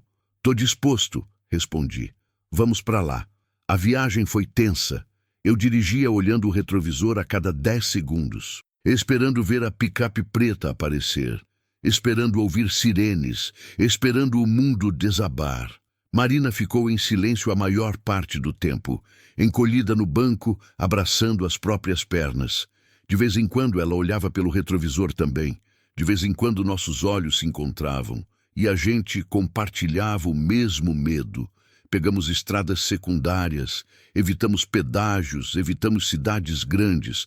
Passamos por vilarejos esquecidos, estradas de terra, pontes de madeira que gemeram sob o peso do caminhão. O sol se pôs completamente. A noite caiu, sem lua, escuro total. Só os faróis do caminhão cortando a escuridão. Falta quanto?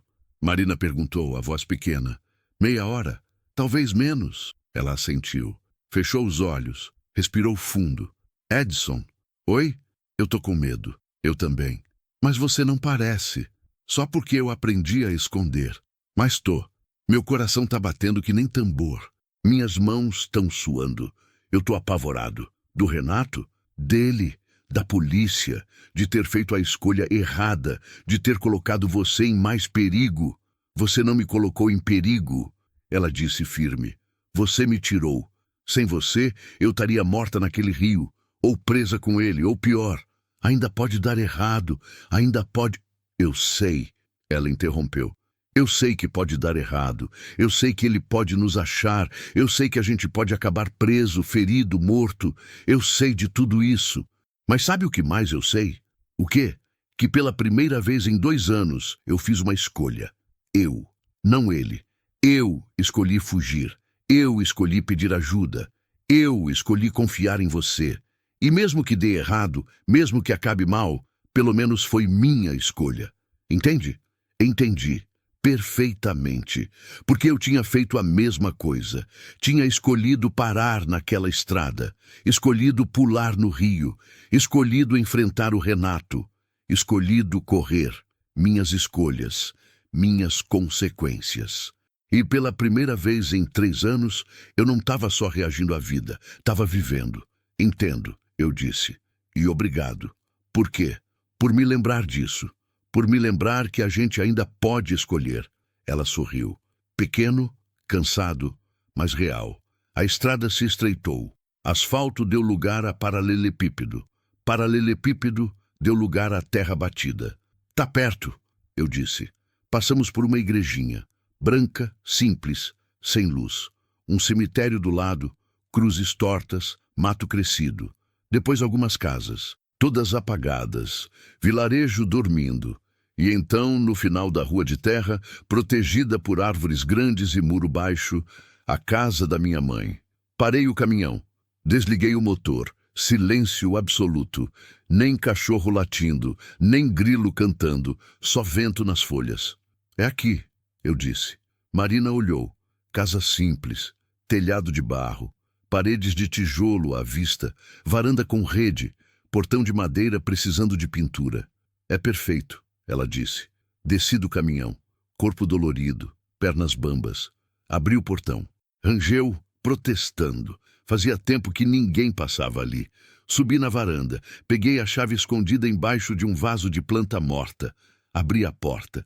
Cheiro de casa fechada, mofo, poeira, tempo parado. Mas era abrigo, era refúgio, era recomeço.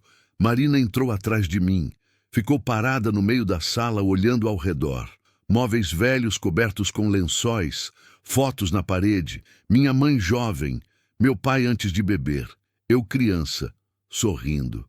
Você era feliz, Marina disse olhando a foto. Era. Antes de tudo desmoronar. Você vai ser de novo, como você sabe. Ela olhou para mim e sorriu. De verdade dessa vez. Porque eu também vou, e a gente vai ajudar um ao outro. Combinado? Estendi a mão. Ela apertou. Combinado. E naquele aperto de mão, naquela casa velha no meio do nada, com um delegado corrupto procurando a gente e um futuro incerto pela frente, eu senti algo que não sentia fazia tempo. Esperança. Pequena, frágil, mas real.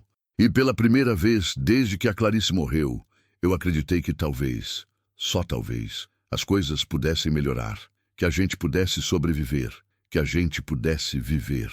De verdade. Continue a longo e o próximo 23.51, capítulo 8. Novo caminho. Quando a estrada deixa de ser fuga. Os primeiros raios de sol entraram pela janela da sala. Eu não tinha dormido. Passei a noite inteira sentado na varanda de olho na rua. Cada barulho me deixava alerta. Cada carro distante me fazia pegar a chave do caminhão. Cada sombra se movendo era o Renato vindo nos buscar. Mas nada aconteceu. A noite passou. Quieta, pacífica. O vilarejo continuou dormindo, alheio ao drama que a gente carregava. Quando o sol nasceu, pintando o céu de rosa e laranja, eu finalmente respirei. Um dia a mais. Uma noite sobrevivida. A porta da casa se abriu. Marina saiu, enrolada num cobertor velho que eu tinha dado a ela. Cabelo bagunçado, olhos inchados de sono ruim, mas viva. Inteira. Você não dormiu, ela disse, não como pergunta, mas como constatação. Não consegui. Eu também não. Fiquei deitada olhando para o teto, esperando ouvir o barulho da picape, esperando a porta arrombar. Mas não aconteceu. Não, ela concordou, sentando na cadeira de balanço ao meu lado. Não aconteceu. Ficamos ali, em silêncio, olhando o vilarejo acordar devagar. Uma mulher saiu de casa com balde, Foi buscar água no poço comunitário. Um homem velho passou montado num jumento, chapéu de palha na cabeça. 2 crianças correram pela rua de terra, rindo, perseguindo uma pipa que tinha caído. Vida simples, vida de verdade. Sem complicação, sem medo, sem fuga. Eu invejava aquilo. "O que a gente faz agora?" Marina perguntou baixinho. "Não sei. Não podemos ficar aqui para sempre." "Eu sei. E não podemos voltar." "Também sei." Ela respirou fundo. Puxou o cobertor mais apertado ao redor do corpo. "Quando eu era criança," ela disse de repente, "meu pai sempre dizia: Marina, quando a vida te encurralar, você só tem 3 opções: lutar, fugir ou aceitar." Eu sempre achei que aceitar era desistir, era fraqueza. Mas agora eu entendo. Entende o quê? Que às vezes aceitar não é desistir, é só reconhecer a realidade e trabalhar com ela, não contra ela. Olhei para ela. Os olhos dela estavam fixos no horizonte, mas dava para ver que ela estava em outro lugar, em outra época, processando anos de dor. "Eu passei 2 anos lutando," ela continuou, "lutando contra o Renato, contra a situação, contra mim mesma, achando que se eu fosse forte o suficiente, se eu aguentasse mais um pouco, as coisas iam melhorar. Depois eu fugi. E achei que fugir era a resposta, mas não é, porque não importa para onde eu vá, eu ainda estou carregando tudo dentro de mim. Então o que sobra? Aceitar," ela disse, me olhando agora. "Aceitar que aconteceu, aceitar que vai doer, aceitar que ele ainda tem poder, mas também aceitar que eu ainda estou aqui, eu ainda estou respirando, eu ainda posso escolher o que vem depois." As palavras dela me acertaram fundo. Porque eu tinha feito a mesma coisa. Tinha lutado contra a morte da Clarice, tentado salvar ela quando já era tarde. Depois tinha fugido, para a estrada, para o trabalho, para a solidão. Mas nunca tinha aceitado, nunca tinha parado para dizer: aconteceu, ela se foi, e eu ainda estou aqui. "E agora?" "Você está certa," eu disse, a voz rouca. "A gente precisa aceitar. Mas aceitar não é ficar parado, é decidir o que fazer com o que sobrou." "E o que sobrou?" Olhei para ela, depois para a casa velha atrás de nós, depois para o caminhão estacionado, depois para o vilarejo acordando. "Sobrou a gente," respondi. 2 sobreviventes, 2 teimosos, 2 que não sabem quando desistir. Ela sorriu. "Pequeno, mas genuíno. E isso é bom ou ruim? Depende do que a gente faz com isso." Marina ficou quieta por um momento, depois se levantou. Caminhou até a beirada da varanda, olhou para o céu clareando. "Eu quero viver," ela disse, a voz firme. "Não só sobreviver, viver de verdade. Quero acordar sem medo. Quero sair na rua sem olhar para trás. Quero fazer escolhas porque eu quero, não porque alguém me obriga. Quero ser eu de novo. A Marina de antes do Renato. Ou melhor, uma Marina nova, mais forte, mais sábia. Você vai conseguir, eu disse. Você também, ela virou para mim. Você precisa parar de se punir, parar de achar que você matou sua esposa por ter trabalhado demais, parar de carregar culpa por coisas que você não controlava. Eu sei, mas é difícil. Eu sei que é. Eu carrego culpa por ter ficado com o Renato, por não ter saído antes, por ter perdido 2 anos da minha vida. Mas sabe o que eu aprendi nessas últimas horas? O quê? Que culpa só serve se a gente usa ela para mudar. Se a gente só fica remoendo, a gente apodrece. Mas se a gente pega a culpa e transforma em decisão, aí ela vira combustível. Combustível. Gostei da palavra. Então, qual é a sua decisão? Perguntei. Ela pensou. Respirou fundo. Vou processar ele. De verdade. Vou atrás de advogado, de provas, de testemunhas. Vou fazer barulho. Vou expor ele. Porque gente como o Renato só continua fazendo o que faz porque as vítimas ficam caladas. E eu não vou mais ficar. Ele tem poder. Tem conexões. Eu sei, mas eu tenho a verdade. E eu tenho teimosia. E agora? Ela olhou para mim. Agora eu tenho você. Se você ainda quiser ajudar. Querer? A pergunta nem fazia sentido. Claro que eu quero, respondi. Você me trouxe de volta para a vida. É o mínimo que eu posso fazer. Eu te trouxe de volta? Trouxe. Quando te tirei daquele rio, quando enfrentei o Renato, quando dirigi feito louco fugindo dos tiros, pela primeira vez em 3 anos, eu senti alguma coisa. Medo, raiva, desespero, mas também propósito. Eu importava de novo. Minhas escolhas importavam. Marina desceu da varanda. Caminhou até mim. Ficou parada na minha frente. Edson, ela disse segurando minhas mãos. Obrigada. Por tudo. Por me salvar. Por me proteger. Por acreditar em mim. Você não tinha obrigação nenhuma. Mas você escolheu. E essa escolha mudou minha vida. Mudou a minha também. A gente ficou ali, mãos entrelaçadas, olhando um para o outro. E eu vi nela o que ela provavelmente via em mim. Feridas, mas também cura, dor, mas também esperança. E pela primeira vez eu não senti culpa por estar sentindo algo por outra mulher que não fosse a Clarice. Porque a Clarice teria aprovado. Ela sempre dizia, Edson, se eu partir primeiro, não fica sozinho. Não enterra seu coração comigo. Promete? Eu tinha prometido. E tinha quebrado a promessa.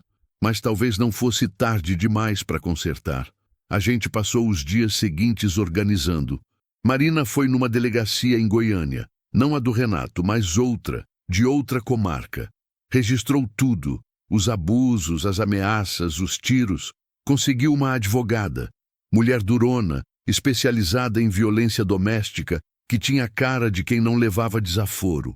Ele vai tentar intimidar, a advogada tinha dito. Vai usar a posição dele, as conexões. Mas eu já ganhei casos contra gente mais poderosa. E eu vou ganhar esse também. Enquanto isso, eu fiz minha parte. Fui no patrão, expliquei a situação, ou parte dela. Disse que tinha problemas pessoais sérios, que precisava de um tempo. Ele resmungou, reclamou, mas aceitou. Me deu 2 meses de licença não remunerada. Vendi o caminhão. Doeu. Aquele caminhão tinha sido minha casa, meu refúgio, minha identidade por anos. Mas eu precisava de dinheiro. Para advogado, para custos processuais, para ajudar Marina a recomeçar. E para mim também. Porque eu tinha decidido. Não ia mais voltar para a estrada. Não daquele jeito. Não como fuga. Se eu voltasse um dia, ia ser porque eu escolhia. Porque eu gostava, não porque eu estava fugindo de casa vazia e memórias doloridas. Marina conseguiu emprego numa lanchonete. Salário baixo, horário puxado. Mas ela não reclamou. Dizia que trabalhar, ter rotina, ter propósito, a fazia se sentir humana de novo. A gente alugou um apartamento pequeno. 2 quartos, sala e cozinha. Nada luxuoso, mas era nosso. Dividíamos as contas, dividíamos as tarefas, dividíamos a vida. E aos poucos, dividíamos as feridas também. Nas noites ruins, e tinha muitas, quando Marina acordava gritando, sonhando com o Renato, eu ia até o quarto dela. Segurava a mão dela.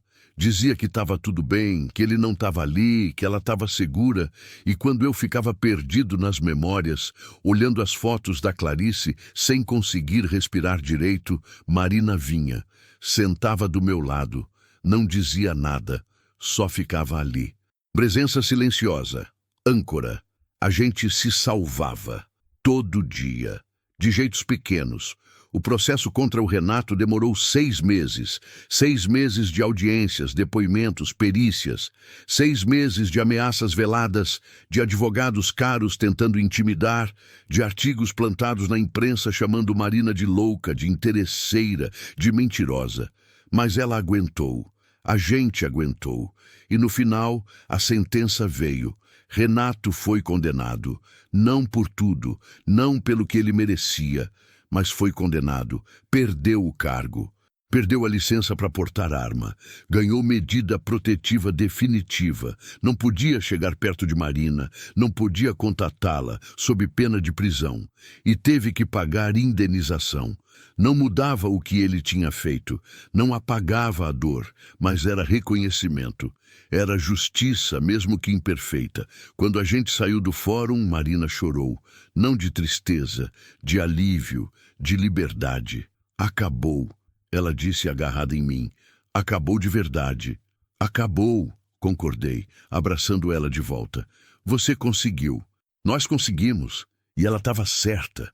Não tinha sido só ela, tinha sido os dois, lutando juntos, sobrevivendo juntos, recomeçando juntos. 1 ano depois, eu voltei para a estrada.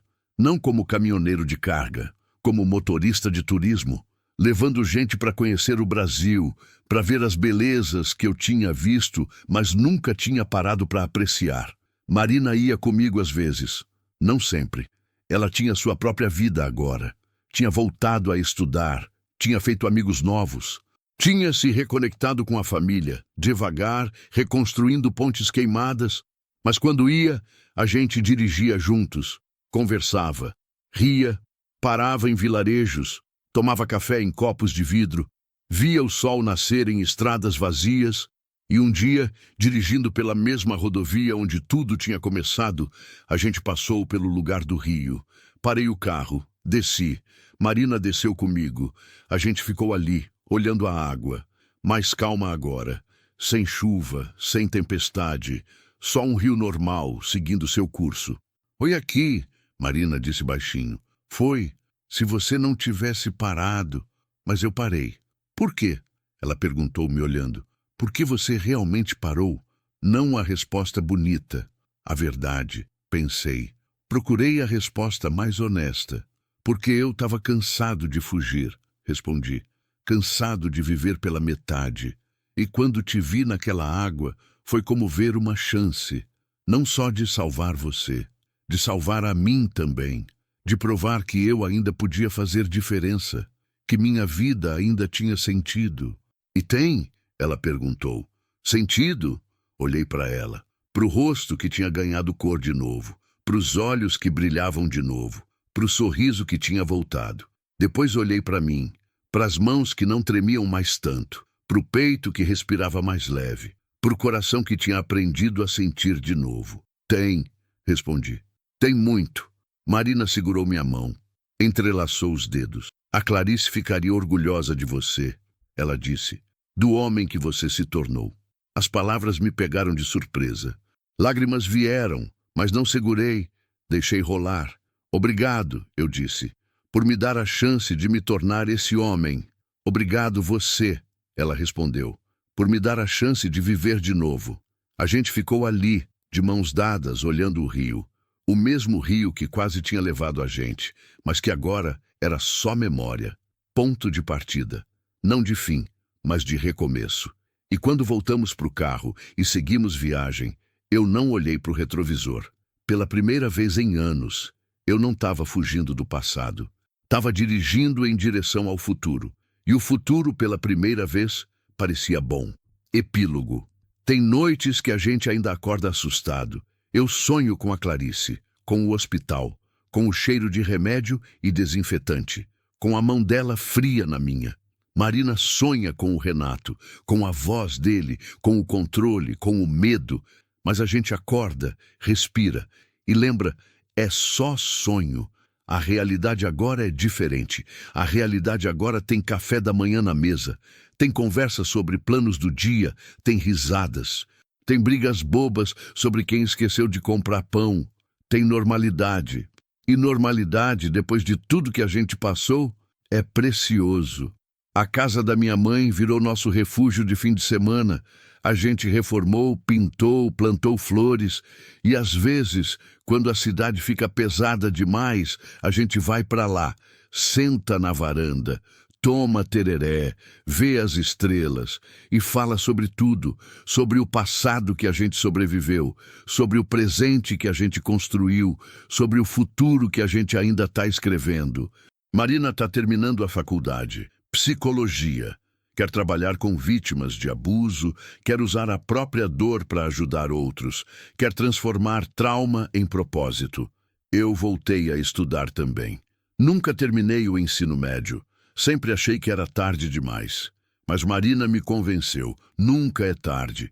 Então estou fazendo supletivo. Devagar, mas firme. E a gente namora agora, oficialmente. Não foi imediato. Levou tempo. Meses de amizade, de confiança sendo construída, de feridas sendo curadas. Mas um dia, Sentados naquela varanda, olhando o pôr do sol, ela olhou para mim e disse: "Eu acho que estou me apaixonando por você."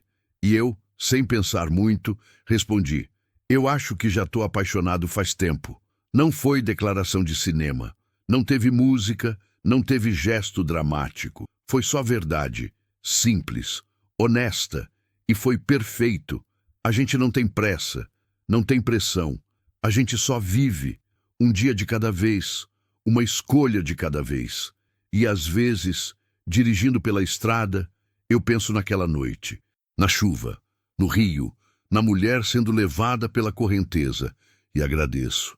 Agradeço por ter parado, por ter pulado, por ter escolhido lutar, porque naquela noite eu não salvei só a Marina, eu salvei a mim também. E a estrada, que por tanto tempo foi fuga, virou caminho, caminho de volta para a vida, caminho de volta para mim. E pela primeira vez em muito tempo, eu não tenho medo do que vem pela frente, porque agora eu não estou sozinho, e juntos a gente consegue enfrentar qualquer tempestade. Juntos a gente consegue sobreviver, juntos a gente consegue viver de verdade. Fim. Naquela madrugada chuvosa, dois estranhos se encontraram na beira de um rio. Um caminhoneiro solitário carregando o peso da perda. Uma mulher fugindo de uma vida de controle e medo. E naquele encontro improvável entre água e asfalto, entre desespero e coragem, duas vidas foram salvas. Não por milagre, mas por escolha. A escolha de parar, de ajudar, de lutar, de não desistir. E às vezes é só isso que a gente precisa. Alguém que escolha ficar, alguém que escolha lutar, alguém que escolha acreditar que ainda vale a pena. Porque vale, sempre vale.